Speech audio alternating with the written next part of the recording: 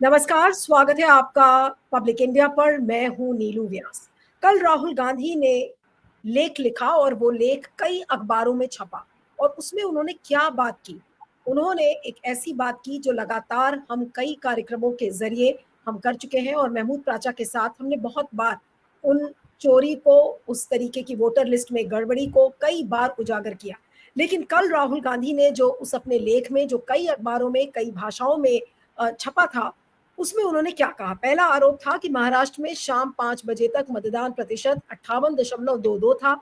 अंतिम मतदान प्रतिशत अगली सुबह 66.05% बताया गया और ये अभूतपूर्व 7.83% अंकों की वृद्धि 76 लाख मतदाताओं के बराबर है और फर्जी मतदान किया गया। उसका जवाब भी तुरंत चुनाव आयोग ने दे दिया और ये कहा कि प्रत्येक मतदान केंद्र पर मतदान प्रक्रिया उम्मीदवारों और राजनीतिक दलों द्वारा औपचारिक रूप से नियुक्त मतदान एजेंटों की निगरानी में हुई थी। और उसके अलावा इलेक्शन कमीशन ने यह भी कहा कि कांग्रेस के नामित उम्मीदवारों या उनके अधिकृत एजेंट्स ने रिटर्निंग ऑफिसर और चुनाव पर्यवेक्षकों के सामने मतदान के समय किसी भी प्रकार की कोई असामान्य मतदान की शिकायतें नहीं उठाई थी और ना ही अगले दिन जांच के दौरान ऐसी कोई शिकायत दर्ज की। यानी कि एक तरीके से चुनाव आयोग ये कह रहा है कि राहुल गांधी के लगाए हुए आरोप बिल्कुल बेबुनियाद है। दूसरा जो आरोप था, उसमें उन्होंने, राहुल गांधी ने कहा कि राज्य के 1 लाख बूथों में से 12,000 बूथ 85 विधानसभा क्षेत्रों में है। यहाँ 5 बजे के बाद हर बूथों पर वोट पड़ने का औसत 600 है और एक वोट डालने के लिए 1 मिनट का समय भी चाहिए। तो इतने मतदान के लिए 10 घंटे का मतदान होना चाहिए। अब ईसीआई ने क्या जवाब दिया? बहुत शातिर तरीके से उन्होंने बहुत सारे नंबर्स फेंकने शुरू किए और कहा कि महाराष्ट्र विधानसभा चुनाव के दौरान 6,40,87,588 मतदाताओं ने सुबह 7 बजे से शाम 6 बजे तक मतदान केंद्रों पर वोट डाला। औसतन प्रति घंटे लगभग 58 लाख वोट पड़े।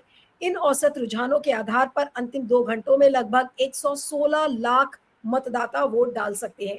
इसलिए 2 घंटे में 65 लाख वोट डालना और औसत प्रति घंटे के मतदान रुझानों से काफी कम है।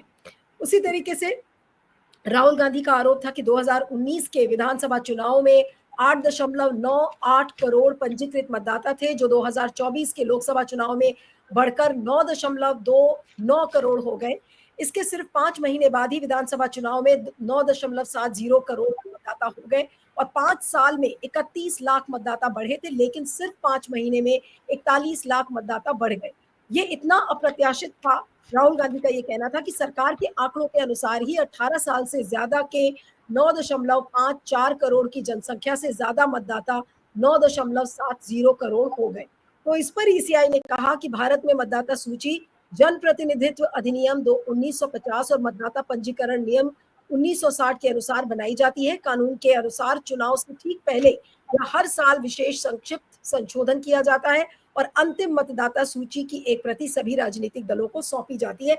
यानी कि एक तरीके से एक सिरे से चुनाव आयोग ने सब कुछ खारिज कर दिया, जिस चीज को लेकर राहुल गांधी ने सवाल खड़े किए। सबूत पूछने को लेकर भी बातचीत हुई, जिस पर कि महमूद प्राचा और हम कई बार इसको लेकर कह चुके हैं। महमूद प्राचा ने एक केस भी डाला था, उसको लेकर भी चुनाव आयोग ने लीपापोती करने की शुरुआत की और अभी भी हमेशा से करते आए और फिर एक बार उन्होंने लीपापोती की है। इस समय हमारे पास सुप्रीम कोर्ट के वकील और वरिष्ठ एक्टिविस्ट महमूद प्राचा जुड़ रहे हैं। महमूद, आपका बहुत बहुत स्वागत है। Thank you so much for joining. और सबसे पहला सवाल तो ये है कि राहुल गांधी ने लेख लिखा और उनके हर पॉइंट का जवाब चुनाव आयोग ने दिया, लेकिन राहुल गांधी ने इस इशू को अचानक से क्यों उठाया? क्योंकि आप लोग सड़क पर ऑलरेडी इस पर काम कर रहे हैं। आपकी 14 जून को ऑलरेडी एक बड़ी रैली का आप लोग आयोजन करने जा रहे हैं, जिसमें आपने ब्रिंग बैक बैलेट पेपर की बात की है और उसी के कुछ दिन पहले राहुल गांधी का इस बात को कहना कि देखिए महाराष्ट्र चुनाव में धांधली हुई है, ये अचानक से तो नहीं हुआ होगा। जी नहीं, बेशक इसमें कोई दो राय नहीं है। ये सब चीजें अचानक से नहीं हो रही हैं और अचानक से होने की कोई बात भी नहीं है। ये तो बिल्कुल साफ है कि इलेक्शन कमीशन ऑफ इंडिया पूरी ताकत लगा के आरएसएस और बीजेपी के एजेंट्स की तरह काम कर रही है और पूरी ताकत लगा के साम दाम दंड भेद या जीएन के इन प्रकारेण बीजेपी को जिताने के लिए कार्य कर रही है। उसके बहुत सारे तरीके हैं और लेकिन सबसे प्रमुख तरीका जो है वो चुनाव में वोट चुराने की मशीनों का है और बैलेट पेपर से चुनाव ना करा के और गैर कानूनी ढंग से मशीनों द्वारा चुनाव करा के ही ये सारे चुनाव जो है बीजेपी को जिताए जा रहे हैं। इसमें कोई शक और शुबे की गुंजाइश हम लोग कह रहे हैं इस वजह से नहीं, बल्कि चुनाव आयोग के खुद के जो कार्य हैं उससे एकदम साबित हो जाती है। अब इस सारे जो चीज चल रही है, जो बिल्कुल पूरी दुनिया में और ख़ास तौर पे अमेरिका से तो बार बार एलन मस्क साहब ने, ट्रंप साहब ने और तुलसी गबार्ड साहिबा ने क्लियरली ये कह दिया है कि चुनाव अगर मतपत्र से नहीं होते तो वो निष्पक्ष हो ही नहीं सकते। तो बात बुनियादी ये है, अब राहुल जी हो या कोई भी विपक्ष का लीडर हो, चाहे खड़गे जी हो या मायावती जी साहिबा हो, ममता बनर्जी हो, कोई भी हो, मतलब अखिलेश यादव जी हो, स्टालिन साहब हो, सभी एक बात पे एक मत हैं कि बैलेट पेपर से ही चुनाव होना चाहिए, वरना चुनाव किसी हालत में किसी भी कीमत पे निष्पक्ष हो ही नहीं सकता। सब एक पेज पे हैं इसमें। तो इस सब से जो बचना है, इस सब से जो निकलना है, इस मकर जाल से जो कि देश की जनता ने आरएसएस और बीजेपी इलेक्शन कमीशन को एक तरीके से बिल्कुल फंसा लिया है कि हमें सिर्फ पेपर बैलेट से ही चुनाव चाहिए, तो उससे निकलने के लिए राहुल गांधी जी का हो चाहे या दूसरे विपक्ष के लीडर्स का हो, ध्यान भटकाया जाता है दूसरी तरफ। और बुनियादी बात यह रहती है कि आप कुछ भी बात कर लो, पेपर बैलेट की बात मत करो, चुनाव में वोट चुराने की मशीन मत करो, आप वोटर लिस्ट की बात कर लो, आप इलेक्शन कमीशन के अपॉइंटमेंट की बात कर लो, आप किसी चीज की भी बात कर लो, इस तरफ से ध्यान हटाने के लिए जो मैं बार बार स्लीपर सेल्स बोलता हूं, वो स्लीपर सेल्स इसी काम पे लगे हुए हैं।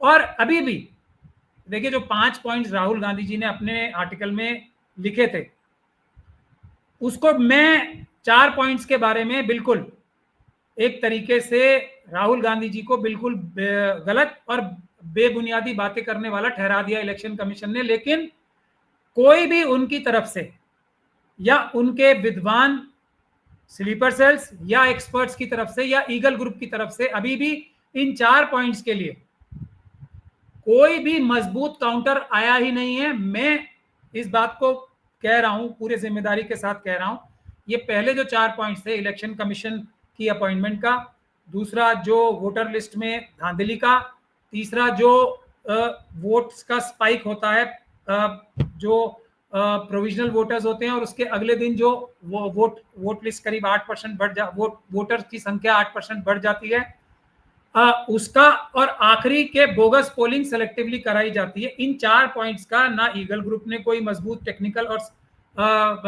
जवाब दिया है सब्सटैंशिएटिंग विद डेटास, ना राहुल गांधी जी के किसी और व्यक्ति ने जवाब दिया है, बल्कि एक तरीके से उन्हें एक्सपोज छोड़ दिया है। मैं इन 4 पॉइंट्स के बहुत अच्छे जवाब दे सकता हूं, लेकिन क्योंकि सवालों के जवाब देना मुद्दा नहीं है, इन चीजों को हाईलाइट करना मुद्दा ही नहीं है, इस आरएसएस और बीजेपी के कार्यकर्ता के रूप में जो इलेक्शन कमीशन काम कर रहा है, उससे देश के इलेक्टोरल प्रोसेस को कैसे निजात दिलाना इशू है। सोल्यूशन क्या है? तो सोल्यूशन के लिए इन 4 पॉइंट्स के लिए भी हमने क्रिमिनल कंप्लेंट कर रखी है। अगर मैं इन 4 पॉइंट्स को अभी डिफेंड करूंगा, गिविंग अप माय रिसर्च और जो मेरा जवाब है इन पॉइंट्स का, तो मैं अपना ही नुकसान करूंगा, अपने केस का नुकसान करूंगा, और फिर उनको एक और रास्ता मिल जाएगा कि वो सबूत छुपा सकें और देश को फिर भटका सकें। तो इसीलिए हमने सबसे मजबूत पॉइंट पकड़ा है, और वो पॉइंट ये ऐसा है जिसका इलेक्शन कमीशन कोई भी जवाब नहीं दे सकता, और जिसको अगर वो पालन करेगा तो पूरी तरीके से बेनकाब हो जाएगा, पूरी तरीके से ये जनता के सामने खुल के बात आ जाएगी कि इलेक्शन कमीशन सिर्फ और सिर्फ बीजेपी और आरएसएस को इलेक्शन जिताने के लिए एक संस्थान के काम के रूप में काम कर रहा है। जैसे जयराम रमेश, आज भी मैंने उनकी स्टेटमेंट सुनी है कि we have full faith in election commission. तो वो जो मिथ्या है जो जयराम रमेश साहब जैसे लोग फैला रहे हैं कि इलेक्शन कमीशन एक बहुत ही निष्पक्ष बॉडी है, वो 1 मिनट में मिट्टी में मिल जाएगी, धूल में मिल जाएगी। और वो 5वां पॉइंट वही है कि जो राहुल गांधी जी का भी 5वां पॉइंट है, हालांकि वो उन्होंने सबसे छोटा पॉइंट रखा था, लेकिन वही एक ऐसा पॉइंट है जिसका जवाब इलेक्शन कमीशन ने हाँ में दिया है, ना में नहीं दिया है। और मैं भी आपको इंडियन एक्सप्रेस की खबर में से वो 5 लाइनें पढ़ के सुनाऊंगा। और इसकी वजह वही है कि हम लोगों ने बहुत मेहनत करके सबूत जुटाए हैं, बहुत मेहनत की है, सब एक उसके बाद एक ऐसा रास्ता निकाला है जो आरएसएस, बीजेपी और इलेक्शन कमीशन की सारी चोरियों और बेईमानियों पे भारी पड़ेगा, और वो है पेपर बैलेट से चुनाव कराना, और वो है ईवीएम जो मशीनों की जो सुरक्षा की कार्रवाई है। इलेक्शन कमीशन ने जो एफिडेविट सुप्रीम कोर्ट में दिया, जो बयान सुप्रीम कोर्ट में दिए, जो मेरी पिटीशंस में दिए, और जो उनका खुद का मैनुअल्स स्टैंडर्ड ऑपरेटिंग प्रोसीजर है, उसकी धज्जियां उड़ा रहे हैं वो इन सीसीटीवी फुटेज और जो वीडियो रिकॉर्डिंग्स हैं उससे एकदम साफ हो जाएगा, दूध का दूध और पानी का पानी हो जाएगा। तो उसके और ये उसी तरीके से जैसे 50 सुप्रीम कोर्ट में पिटीशंस, हर एक देश की बड़ी बड़े एनजीओज ने, बड़े बड़े लॉयर्स ने पिटीशंस डालनी, 50 पिटीशन जिसमें सुई है सिर्फ हमारी सर्वाइव की है। उसी प्रकार से जो 5वां पॉइंट है राहुल गांधी जी का, जो उन्होंने सबसे हल्के में उठाया था अपने आर्टिकल में, वही सबसे भारी पड़ रहा है अभी भी इलेक्शन कमीशन पे। और वो मैं 5 लाइनें आपको पढ़ के 6 लाइनें सुनाना चाहता हूं जो इंडियन एक्सप्रेस में छपी हुई है साफ तौर पे। ये वो जवाब है शायद जो इंडियन एक्सप्रेस ने वर्बिटम कोट किया है, जो परपोर्टेड जवाब है इलेक्शन कमीशन का, जो एएनआई में छपा है, मगर इलेक्शन कमीशन ने ऑफिशियली उसको अपनी वेबसाइट पे नहीं डाला है। राहुल गांधी जी को झूठा ठहराने के लिए जो जवाब दिया इलेक्शन कमीशन ने एएनआई में छपा हुआ, शायद ये वही है। और ये उसका टाइटल इंडियन एक्सप्रेस ने दिया है कंसीलिंग एविडेंस। ये राहुल गांधी जी का 5वां पॉइंट था, वही मैं उसमें से पढ़ के सुना रहा हूं आपको। ये है on CCTV footage, it is a fact that, ये इलेक्शन कमीशन बोल रहा है, मान रहा है अपनी गलती। It is a fact that in December 2024 election commission after consultation with center amended the conduct of election rules 1961 to restrict access to electronic records. This followed a Punjab and Haryana High Court directive ordering the Election Commission to share footage with Advocate Mahmood Pracha. The Commission has argued that providing CCTV footage would amount to violation of secrecy of vote and open it up to potential misuse using artificial intelligence.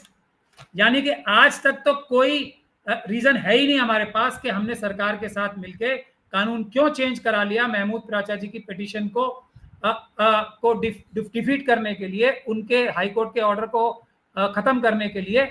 हम ये अंदेशा लगा रहे हैं, हम ये अंदाजा लगा रहे हैं कि शायद आर्टिफिशियल इंटेलिजेंस यूज करके ये जो वीडियो फुटेज और सीसीटीवी फुटेज हम देंगे महमूद प्राचा साहब को, उसका कुछ मिसयूज हो जाएगा।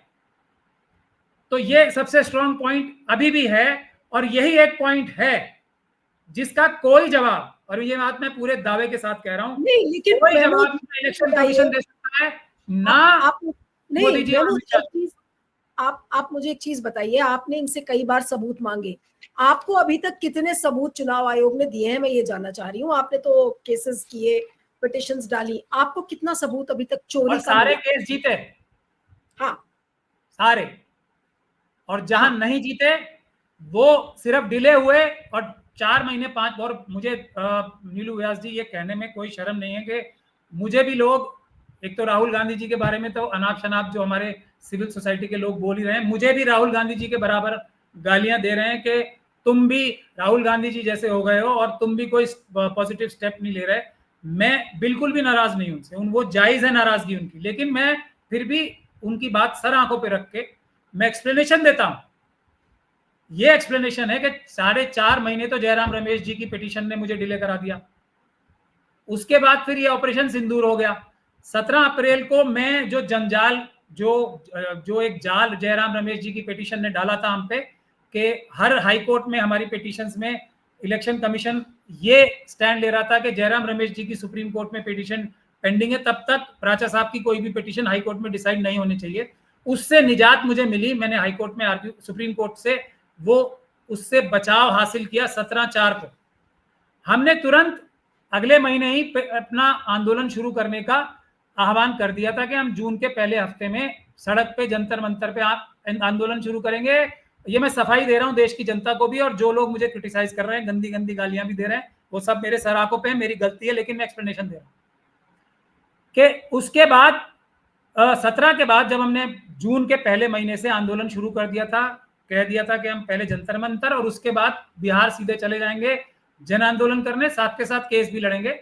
तो उसके बाद ऑपरेशन सिंदूर हो गया, पूरा 1 महीना उसमें चला गया, और जैसे ही ऑपरेशन सिंदूर से हम बाहर आए, हमने तुरंत 14 जून को हमने अपना प्रोटेस्ट ऐलान कर दिया, और 14 तो एक शुरुआत है जंतर मंतर पे, उसके बाद हम तुरंत बिहार चले जाएंगे। हमारी डिमांड सिर्फ एक है, मैं अपने सारे जो मुझे इस वक्त थोड़ा क्रिटिसाइज कर रहे हैं उनको बता रहा हूं, वो मेरे से एजेंडा भी पूछ रहे हैं। एजेंडा मैं पब्लिकली नहीं बता सकता, मेरे पास सब चीजों के इलेक्शन कमीशन के जवाब देने के हैं, वो मैं कोर्ट में देता हूं और जीतता हूं। एजेंडा एक है, एक ही है, ब्रिंग बैक बैलेट पेपर। कुछ एजेंडा नहीं है और सब बाकी मिथ्या है, बाकी सारी कमियां दूर हो जाएंगी। तो अब मैं ये बात, नहीं, जो कल राहुल गांधी का लेख कई अखबारों में कई भाषाओं में जो छपा है, वो उन्होंने क्यों लिखा? क्या आपकी राहुल गांधी से कोई बात हुई है? क्या राहुल गांधी ने ये अंदेशा दिया है या कोई ऐसा संकेत दिया है कि आपके आंदोलनों में वो भी शामिल होंगे? क्या ऐसा कोई संकेत आपको मिल रहा है? क्योंकि अगर ये बात है तो ये एक बड़ा न्यूज पॉइंट है, और राहुल गांधी अगर इस इशू को लेकर सड़क पर उतरने वाले हैं तो वो उससे भी बड़ा न्यूज पॉइंट है। अगर आपने स्लीपर सेल्स को इतना ही कमजोर समझ लिया है तो फिर हम उन्हें अंडर एस्टिमेट कर रहे हैं। जिस दिन यह हो गया, जिस दिन राहुल गांधी जी या कोई भी इंडिया गठबंधन से या मायावती जी या कोई भी देश का बड़ा नेता हमारे साथ सड़कों पे आ गया, उस दिन ये मशीनें खत्म। नहीं, लेकिन हम कोर्ट में तो केस जीत ही जाएंगे। नहीं, बट स्लीपर सेल्स होने के बावजूद महमूद, राहुल गांधी ने कम से कम इन इश्यूज को हाईलाइट तो किया है। तो स्लीपर सेल्स कहां से एक्टिव है? अगर इतने ही एक्टिव होते तो शायद राहुल गांधी का ये लेख भी नहीं छप पाता किसी अखबार में। और मशीनों का जिक्र किया अपने उन्होंने पेपर बैलेट वापस लाने का जिक्र किया, यही कोर इशू है, बस एक यही है। बाकी सारी कमियां चोरियां हो रही हैं, उसमें कोई संदेह नहीं है। अगर प्राइवेटली मुझसे पूछा जाएगा तो मैं जो राहुल गांधी जी ने कहा है उसे जस्टिफाई कर दूंगा 100%। पब्लिकली नहीं कर सकता, क्योंकि इलेक्शन कमीशन और आरएसएस और BJP they will get wiser, और जो मेरे उनके जवाब हैं उसका भी वो कुछ ना कुछ, क्योंकि सारा डेटा सब कुछ रिकॉर्ड्स तो उनके हाथ में है ना। वो अभी जो मैं उनकी चोरी आज पकड़ सकता हूं उनके ही रिकॉर्ड से, वो उसको मैनिपुलेट कर लेंगे, मेरा ऐसा डर है, इसलिए मैं पब्लिकली नहीं बता रहा हूं। अदरवाइज मेरा बहुत मन कर रहा है कि जो राहुल गांधी जी के लिए बकवास लिखी जा रही है ये 4 पॉइंट्स पे, मैं अभी आपके माध्यम से सिर्फ 10 मिनट लेके इलेक्शन कमीशन का कोरा झूठ अभी डिमोलिश कर दूं, लेकिन उससे डर यह है कि वो अपने रिकॉर्ड्स में और चेंजेस कर लें। नहीं, लेकिन अगर ये कोरा झूठ है, जैसा कि आप कह रहे हैं कि इलेक्शन कमीशन कोरा झूठ बोल रहा है, तो फिर तो इसको उजागर करने की जरूरत है। वो तो कल पॉइंट बाय पॉइंट जो उन्होंने रिबटल दिया राहुल गांधी के, कर लेना। ये जो पब्लिक डोमेन में अपने क्रिमिनल चैनल्स पे और जो अखबार लिखना चाहते हैं जो इनके हाथ में, उनसे कर लें, मुझे कोई फर्क नहीं पड़ रहा, ना हमारे आंदोलन को कोई फर्क पड़ रहा है। अदालत में जिस दिन ये पॉइंट्स हम लोग उठाएंगे, और हमने उठा रखे हैं, हमने क्रिमिनल कंप्लेंट डाल रखी है इन सारे पॉइंट्स की बुनियाद पे, हमने पार्लियामेंट स्ट्रीट में एफआईआर दर्ज करने के लिए कंप्लेंट डाल रखी है, और वो यहाँ पेंडिंग है अदालत में एफआईआर कराने की। मैं जवाब दे दूंगा इन 4 पॉइंट्स के, लेकिन अदालत में दूंगा, यहाँ नहीं दूंगा, ताकि वहां से वो बच नहीं सकते, यहाँ से तो वो रिकॉर्ड फर्ज कर लेंगे सारे अभी भी आगे। मगर 10 ही मिनट लगेंगे ये 4 पॉइंट्स गिराने में। लेकिन 5वां पॉइंट जो राहुल गांधी जी का है, जो मुझसे कॉमन है, जिसको मैं पहला पॉइंट मानता हूं, राहुल गांधी जी 5वां मानते हैं, वो तो कॉमन है ना, उसका जवाब दे दे। मैं अभी दे रहा हूं जवाब। हम सब झूठ बोल रहे हैं, राहुल गांधी जी भी, मैं भी, सब, पूरी दुनिया झूठ बोल रही है। इलेक्शन कमीशन, मोदी जी और अमित शाह जी सच बोल रहे हैं। वो हरियाणा की 90 की 90, जिसके लिए मैंने कंटेम्प्ट का नोटिस भी इशू कर दिया है हर एक डिस्ट्रिक्ट इलेक्शन ऑफिसर को, और election chief election commissioner officer of Haryana और इलेक्शन कमीशन ऑफ इंडिया को भी वो दे दें, और मैं उसको हर कॉन्स्टिट्यूंसी में बड़ी स्क्रीन लगा के दिखा दूंगा। एआई का कोई प्रयोग नहीं करूंगा, मैं बिल्कुल प्रयोग नहीं करूंगा एआई का। मैं दिखा दूंगा, पब्लिक देख लेगी कि मैं झूठ बोल रहा हूं या इलेक्शन कमीशन झूठ बोल रहा है, किस तरीके से मशीनें बदली जा रही हैं या नहीं बदली जा रही, किस तरीके से उनमें छेड़छाड़ हो रही है या नहीं हो रही है, किस तरीके से 5 बजे के बाद वोटर्स तो अंदर नजर आ रहे हैं 50, और लेकिन वोट बढ़ जा रहे हैं 500। या तो मैं झूठ बोल रहा हूं या वो बोल रहे हैं। हमारे जो कांग्रेस के स्पोक्स पर्सन है ना, उन्हें अभी तक ये नहीं पता कि वो जिस चीज की बात मैं और इलेक्शन कमीशन कर रहे हैं इशारों इशारों में, वो जब आदमी वोट डालने जाता है उसके बारे में नहीं, एक बहुत बड़े कांग्रेस के स्पोक्स पर्सन है, वो बोल रहे थे कि हमें दिखा दो वोट डालते हुए व्यक्ति को। वो नहीं मांग सकते, वो उनको पता नहीं कानून में बंदिश है। मैं कुछ और मांग रहा हूं, वो इलेक्शन कमीशन समझ रहा है और मैं समझ रहा हूं। इसीलिए मेरी बात को वो हाँ करते हैं, हर एक बात को भी मेरी ना नहीं करते, घुमा फिरा के कानून चेंज करेंगे, कुछ भी करेंगे, क्योंकि we are on the same page. They understand me and I understand them. नहीं तो तो इसका अभी भी मैं मतलब कह रहा ये हूं, जो आप मैं अगर नहीं जो बात बोल रही हैं, अगर राहुल जी मेरे टच में हो और वो आंदोलन करें, मैं अंदाजा लगा रहा नहीं हूं तो राहुल जो जी के अगर टच हो में आने तो में ये आपको इशू रोक इशू कौन रहा खत्म है। है? नहीं, तो मैं ये तो मेरा फिर इशू सिंपल खत्म सवाल है। है। बिहार में हम लोग जीत जाएंगे इलेक्शन, मतलब हमसे मेरा मुराद, मैं तो नहीं बल्कि इंडिया गठबंधन, तेजस्वी यादव साहब चीफ मिनिस्टर बन गए, खत्म, कुछ नहीं नहीं कैंपेनिंग महमूद, करने की जरूरत नहीं है। महमूद मेरा सिंपल सवाल है कि अगर आपका एजेंडा और राहुल गांधी या कांग्रेस का एजेंडा में एक कन्वर्जेंस है, आप भी चाह रहे हैं कि भाई ईवीएम्स को हटाया जाए, चुनावी मशीन बेकार है, बोगस है, उसमें धांधली होती है, उसको हटाओ फेंको, यही एजेंडा आपका है। लेकिन आपको राहुल गांधी से मिलने के लिए कौन रोक रहा है? क्या अगर आज कि आप मिलने अपना की प्लान आवश्यकता कहाँ है? लेकर पहले तो आप अपना मिलने की क्या हाँ आवश्यकता है? मैं तो एक ही बात बोल रहा हूँ, पेपर बैलेट कानूनी है, section 59 61 capital A. Paper ballot के अलावा कोई तरीका है ही नहीं चुनाव कराने का। मिलने की आवश्यकता कहाँ है? जो पेपर बैलेट से चुनाव को मना करता है वो ईमानदारी भरे चुनाव नहीं चाहता। सिर्फ एक डिमांड है, उसके लिए सड़क पे वो आ जाएं, हम उनके जैसे ही वो आएंगे हम उनके पीछे खड़े हो जाएंगे। अगर पुलिस लाठीचार्ज या गोली चलाएगी तो हम थोड़ी देर के लिए आगे चले जाएंगे, यही तो है। या नहीं लेकिन देखिए ममता बनर्जी साहब आ जाएं, कांग्रेस में क्या इस चीज को लेकर कोई कंफ्यूजन है? क्योंकि बात कोई ये हो रही है कंफ्यूजन नहीं है। राहुल गांधी लेख लिख रहे हैं, लेख लिखने के बाद अगर कोई एक्शन नहीं दिख रहा है ग्राउंड पर, तो फिर हम उसको क्या समझे? प्रॉब्लम बता रहे हैं, सलूशन नहीं प्राप्त करने की चेष्टा कर रहे हैं, ना अदालतों में ना सड़क पे। यह है बुनियादी बात। और हम कह रहे हैं हमें सलूशन चाहिए, हमें मतपत्र से चुनाव चाहिए। बीजेपी की अगर एक एक सीट जितनी भारी ना पड़ जाए बिहार में तो आप देख लीजिएगा। मगर यही, और ये कांग्रेस पार्टी में कोई कंफ्यूजन नहीं है, कांग्रेस पार्टी की लीडरशिप में कोई कंफ्यूजन नहीं है, स्लीपर सेल्स को कोई कंफ्यूजन नहीं है, गलतफहमी में कोई ना रहे, सबको क्रिस्टल क्लियर है, ये मशीनों से ही चुनाव जीत रही है बीजेपी, सबको क्रिस्टल क्लियर है। कोई एक व्यक्ति भी ऐसा नहीं है जो समझदार है, और देश की जनता मुझे लगता है सबसे ज्यादा समझदार है। किसी को 1% डाउट नहीं है, सबको क्लियर है। बीजेपी को भी क्लियर है, क्योंकि उनको तो हमसे ज्यादा क्लियर है, उन्होंने तो किताबें लिखी थी। अडवाणी जी ने, सुब्रमण्यम स्वामी साहब ने पूरा केस डाल दिया, ये कर दिया, उन्होंने किताबें लिखी हुई हैं, वही किताब पढ़ लें जाके।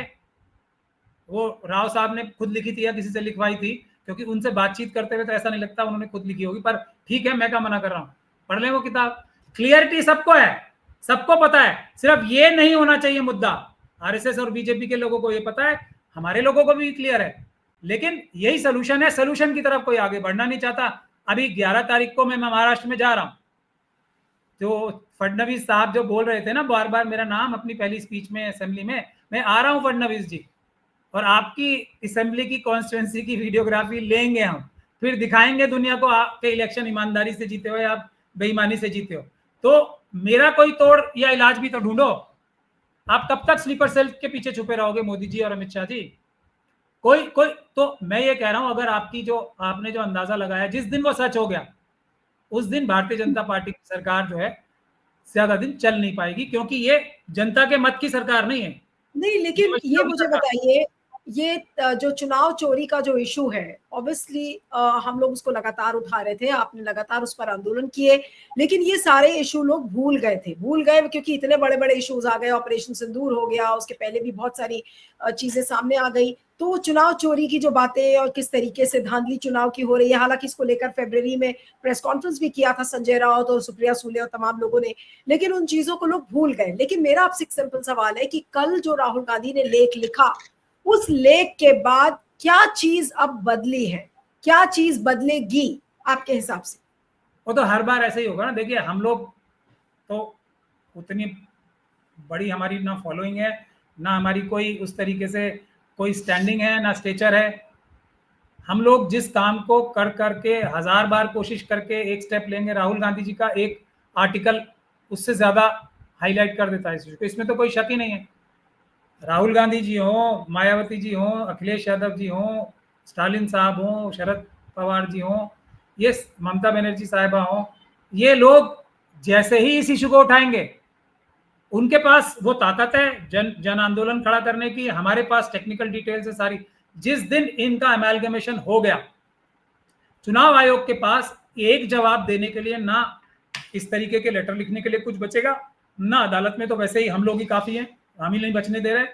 जन आंदोलन खड़ा हो जाएगा, बीजेपी और आरएसएस की सच्चाई देश के सामने आ जाएगी कि किस प्रकार से धांधली करके ये केंद्र में सरकार, ये हरियाणा में सरकार, ये दिल्ली में सरकार, ये महाराष्ट्र में सरकार, और इसके अलावा भी जितनी सरकारें मध्य प्रदेश, राजस्थान, गुजरात वगैरह में सब धांधली की सरकारें हैं, ये दुनिया के सामने क्लियर हो जाएगा। लेकिन ये मिक्सचर कब होगा, उसकी तरफ राहुल जी जब भी कदम उठाते हैं एक बड़ा, इसीलिए राहुल जी पे इस वक्त इतना तगड़ा हमला हो रहा है। देखिए आप, मैं कह रहा हूं ना 10 मिनट लगेंगे मुझे डिमोलिश करने में ये चारों पॉइंट्स जो इलेक्शन कमीशन ने राहुल जी का मजाक उड़ाने के लिए उठाया। लेकिन इनका कोई भी, जो बहुत बड़े बड़े लोग हैं ना इनके पास, तो बड़े वो चक्रवर्ती साहब हैं, कोई ईगल ग्रुप है कोई, और इतने बड़े बड़े विद्वान कलप। देखिए मैंने भी कुर्ता पहना है लेकिन सलवटे नजर आएंगे आप, क्योंकि मैं थोड़ा पसीने में भी होता हूँ, पसीना आएगा, एसी से कम प्रयोग करता हूं मैं। लेकिन इन कांग्रेस के जितने भी महान विभूति आते हैं, एक सलवट नहीं होती उनके किसी भी कुर्ते में, लेकिन राहुल गांधी जी के होती है। यही टेस्ट है, उनके कपड़े क्रम्पल्ड रहते हैं जो उनके सबसे बड़े लीडर हैं, और बाकी ये जो स्पोक्स पर्सन है सारे, उनकी आप ड्रेस देख लो। जिस दिन थोड़ी सी सलवट आनी शुरू हो गई, उस दिन वो जमीनी हकीकत पे आ जाएंगे। आता जाता कुछ है नहीं, भाषण जरूर देना है मुझे, आई एम कंस्ट्रेंट टू से ऑल दिस ना, बट वो ऐसी बातें ही कर रहे हैं।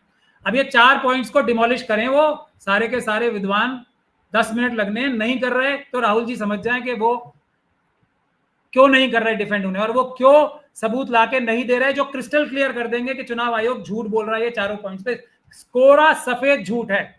नहीं, लेकिन महमूद एक चीज आपसे पूछना चाहती हूँ कि आपका गुस्सा जाहिर सी बात है राहुल गांधी पे तो नहीं है, लेकिन आपका गुस्सा उन लोगों पर जरूर फूटता है जो राहुल गांधी को मिसलीड कर रहे हैं, और उसमें एक नहीं बहुत सारे नाम मशीन का नाम क्यों नहीं लेने देते? मेरी लड़ाई यही है, सिर्फ मशीन का नाम नहीं लेना, दुनिया भर की बातें कर ले जो हम शुरू से कह रहे हैं, मशीन का नाम नहीं लेना। मतलब इस पे भी तो इतना सब कुछ राहुल जी के खिलाफ बोला ही है ना चुनाव आयोग ने। अभी बीजेपी के सारे स्पोक्स पर्सन ऊपर से लेकर नीचे पता नहीं क्या क्या गलत बयानियां कर रहे हैं ना, तो एक मशीन का नाम लेते ही क्या हो जाएगा?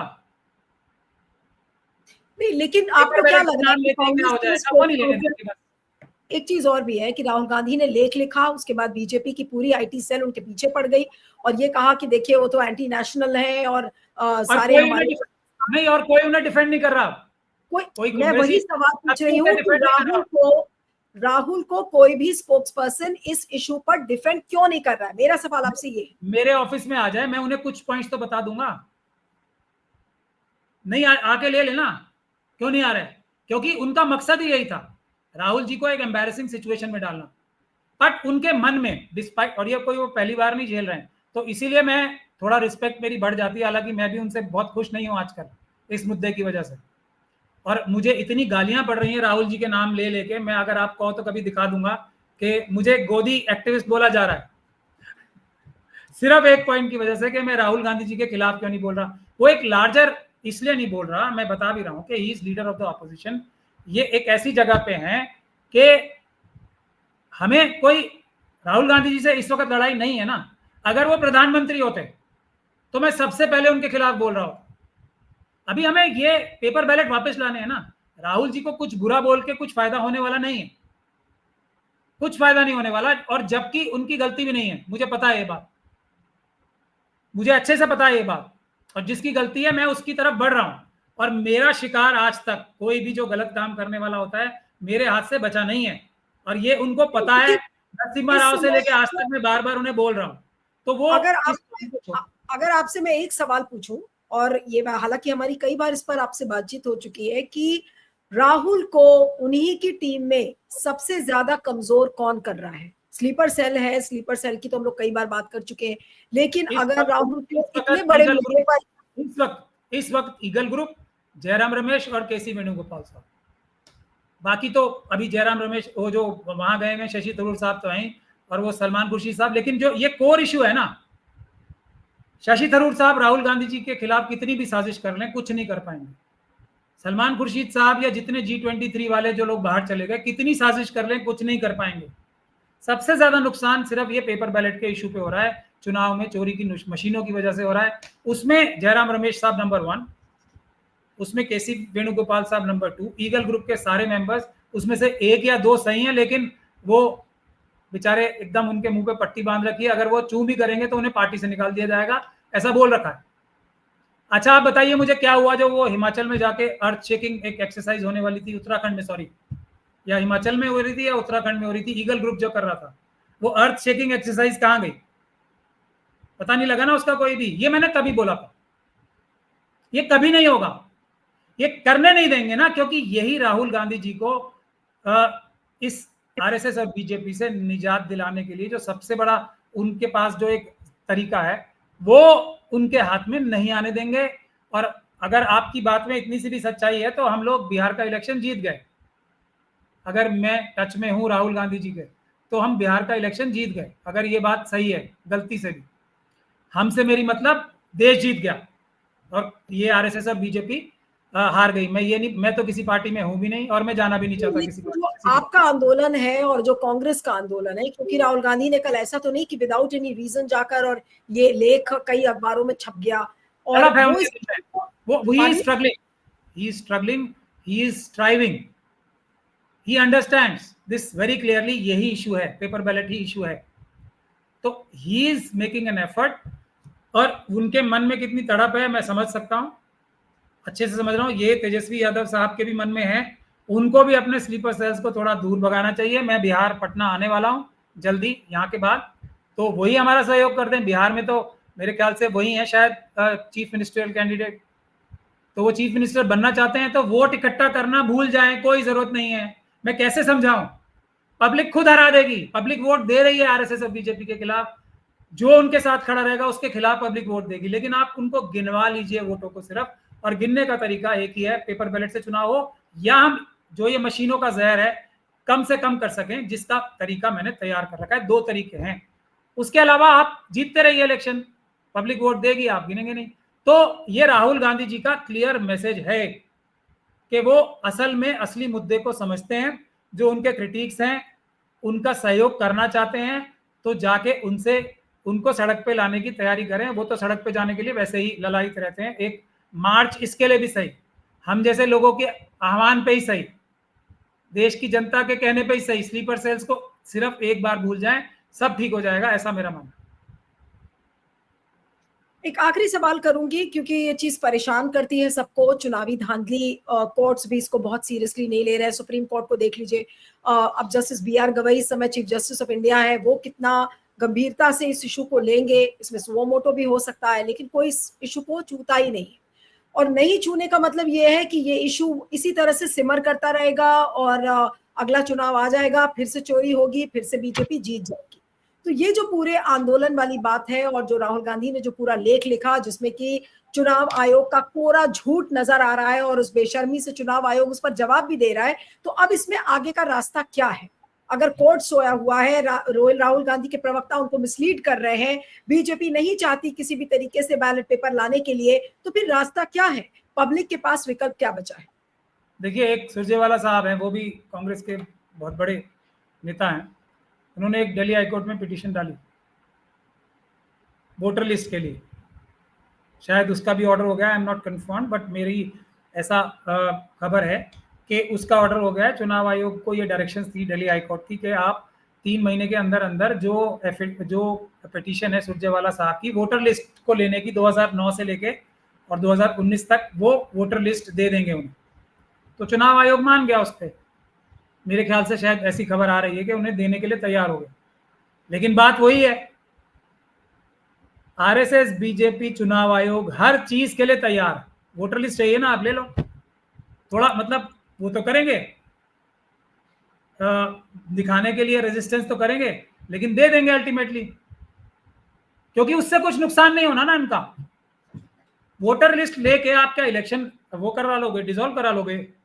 हरियाणा के नहीं करा सकते ना। वोटर लिस्ट लेके क्या महाराष्ट्र के इलेक्शन डिसॉल्व करा लोगे? आप नहीं करा सकते ना, इसलिए दे दिया। अब आप झूम जाओ, वोटर लिस्ट लो और दुनिया को बताओ कि मोदी जी ने ऐसे ऐसे वोटर लिस्ट में धांधली की। उससे फर्क क्या पड़ेगा? फर्क पड़ेगा चुनाव मशीनों से ना करवा के, मशीनों का जहर कम करके, या पेपर बैलेट से चुनाव करा के। उस पे चुनाव आयोग उस पे अड़ा हुआ है, उसके लिए कानून भी चेंज करेंगे, उसके लिए सारे स्लीपर सेल्स भी लगेंगे। तो मैं सुरजेवाला साहब को भी देख लेंगे, अब वो क्या कर लेंगे वो भी देख लेते हैं हम। जी, पेपर चलिए बैलेट की बात नहीं करेंगे तो सबके सब उसी सिस्टम का हिस्सा है, हमारा ये कहना है। उसके अलावा बाकी सब बातें हैं, मेरे से ले जाए ना बाकी सब बातों के सबूत, लेकिन उससे कुछ मिलता नहीं है, उससे बीजेपी इलेक्शन नहीं हारती है, इससे हारती है। बिल्कुल। चलिए, आपका बहुत बहुत शुक्रिया। आप देखेंगे आगे इस पूरे केस में क्या होता है। Thank you so much for joining on public India. Thank you. Thank you so much for talking.